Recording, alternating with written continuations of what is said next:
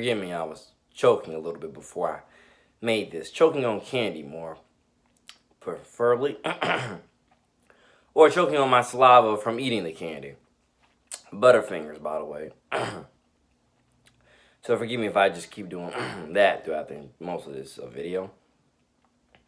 But this is pretty much me trying to do my own version of the video I just watched from Pro Football Focus.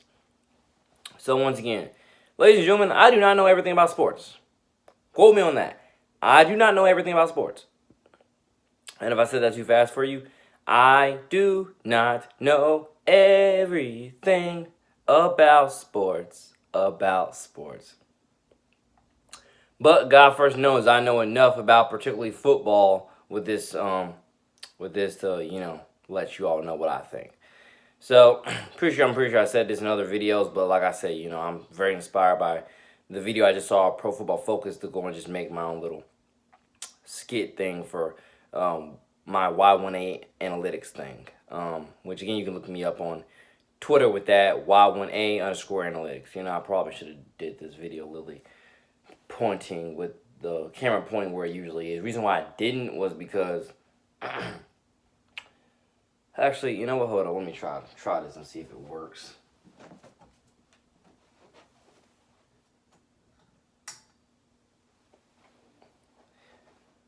Okay, it works a little tad bit. Reason why, because I really wanted my entire backdrop to just be this white wall right here. That's why because right now it just looks dark. It still looks dark, but I don't care. I think I don't care. Let me see if I can try to fix this again.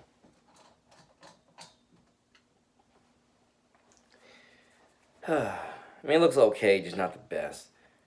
Did look better when it was towards the window.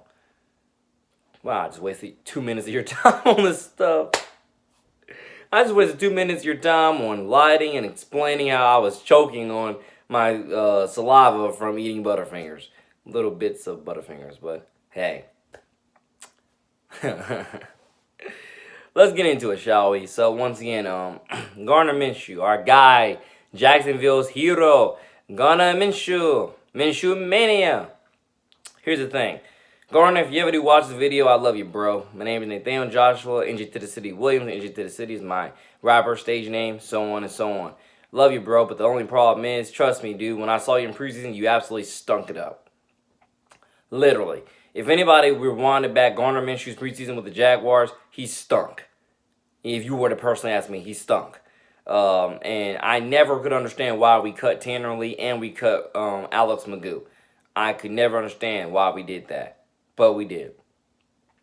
And with that being said, I'm disgusted and disturbed that we did that. Especially knowing that I'm pretty sure when I watched the preseason and watched Tanner Lee on the sidelines with Nick Foles, he was probably like, yeah, I'm the backup, The other guys are just competing for be my backup. And then for Tanner Lee to realize, oh, wait a minute, I'm on a chopping block. Oh, wait, I'm cut. Okay. God bless you, Tanner Lee. I hope the guy that you eventually get your opportunity to perform in XFL, because if I'm not mistaken, last look at your bio, you're still a free agent. And with that being said, ladies and gentlemen, one of the top problems that I have with college, or not really college, I have with NFL, the NFL is not developing young quarterbacks. The NFL is waiting for you to fail. Every young quarterback out there, when you get your opportunity, no matter where you're drafted, God first take advantage of it to the God first full and foremost extent, because the NFL, particularly towards the fan base, they're waiting for you to fail. Everybody's waiting for you to fail. When you are a day one, day two guy, maybe even day three, but definitely day one guy, when you're a first round quarterback or even a second round quarterback somewhere in there, but definitely when you're a first round quarterback, you have at least 2 years guaranteed to flop or do great. You have 2 years to develop. Get used to the speed of the game and use the speed of the game to your advantage over time. If you are a 6th-round rookie like Gardner Minshew or undrafted like Kyle Allen, you absolutely, quote me on this, you absolutely have to prove yourself every single snap, because every single snap, the league is counting you out. Every single snap, a lot of the fans are counting you out. And when I mean a lot of the fans, I hate to even say this, but a lot of fans, you people, I see you on Twitter one of my Twitters again, NJ2TheCity, the main one. You guys on Twitter are just something else. You people, I mean, ladies and gentlemen, again, if you want to go back on my main Twitter, NJ2TheCity, the number 2. If you literally look back on my Twitter within the past week or two, you would see what I did was I literally, put my piece out there when how trash a lot of these fans are. A lot of these fans, they are absolutely waiting for these rookies to fail, particularly at quarterback. They're waiting for you to fail. They're absolutely waiting for you to fail. And again, and then we wonder why our society, our youth has so many problems with depression, anxiety, and so many other things I can name. Self-esteem, you name it. You name why we got so many ostracized kids out there, because some of you people are just adult bullies, and that's just what it is. And even if you're not an adult, some of you are, childhood bullies.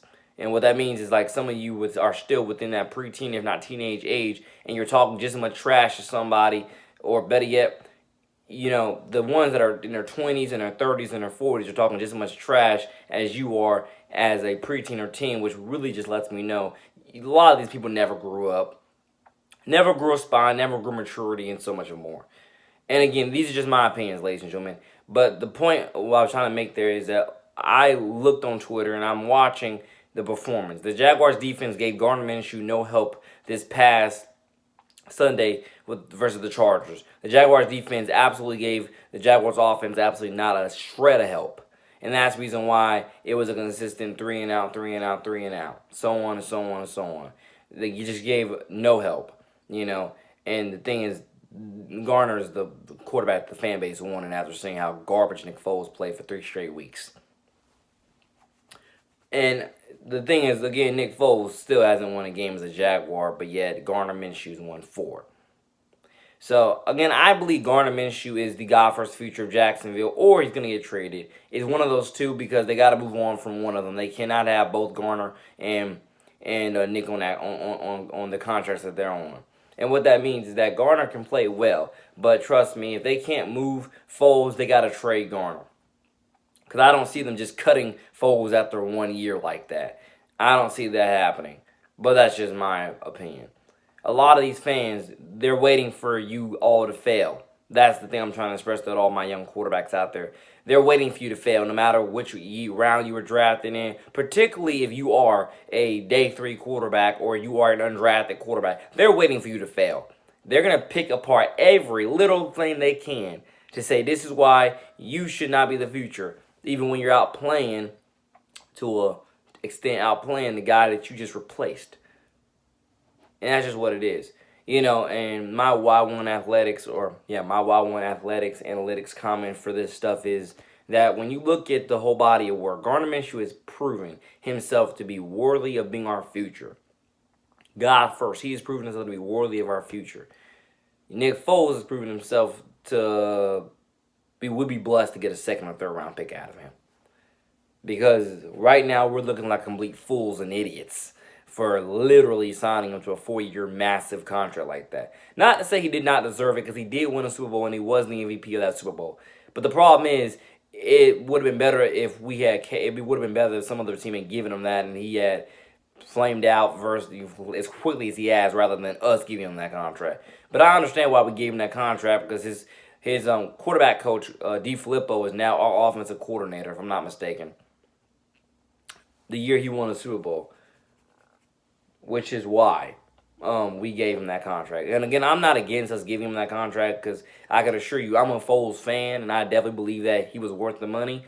But the problem is, what we need to do is we need to rebuild that offensive line, rebuild our defense, because the defense was just garbage this past Sunday. And, regardless of whether we keep Foles or Minshew, we got to trade one of them. That's just how it's going to go. We got to trade one of them. But as I'm saying, Gardner Minshew was garbage in the preseason. Alex Magoo outplayed him. Look up Alex Magoo. Alex Magoo outplayed him. And now Alex Magoo was on the Houston Texans practice squad. And I will never understand how in the world you evenly outplay the second stringer, and yet you're the one that gets cut.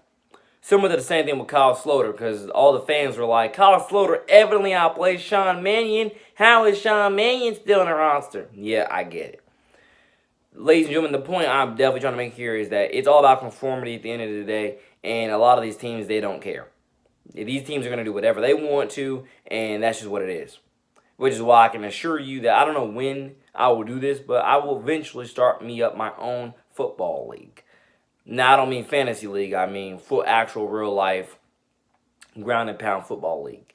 You know, like the AAF, like the XFL. I don't know when it'll happen, but it'll happen eventually. Reason why? Somewhere within these next 5 years, if God were to bless us to live these next 5 years. The reason why, ladies and gentlemen, because I'm so, I would say, sick and tired of seeing quarterbacks that I know could have absolutely trailblazed the NFL by now. But they're not given that fair opportunity to do so because, once again, these scouts are just, I think the scouts are garbage and the GMs are even more garbage. You know, it just doesn't make any sense. Why are you not willing to give these guys their opportunities? And the same offense that Lamar Jackson's trailblazing in, Colin Kaepernick could trailblaze in. Same skill set. It just Colin might be able to run over you a little bit while Lamar's running past you. That's the only difference. Tim Tebow, definitely one of my favorites on this list. Someone to explain to me how in God's name Tim Tebow is not in the NFL as a quarterback. Literally, the same offense, if not similar offense, Tebow could run. Literally. Tebow can run over you a little bit and or, well, he's a runner. He's a mobile quarterback who definitely likes to run.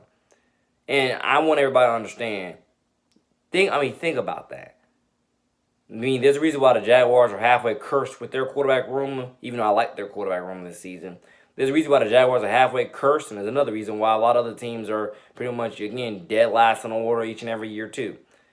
Because I'm telling you, you gotta unright these wrongs, y'all. And then Johnny Football, of all people. You can't tell me Johnny Football couldn't run, again, the same offense. Trailblaze the same thing. These scouts are clueless, and so are these GMs. That's literally what it is, ladies and gentlemen.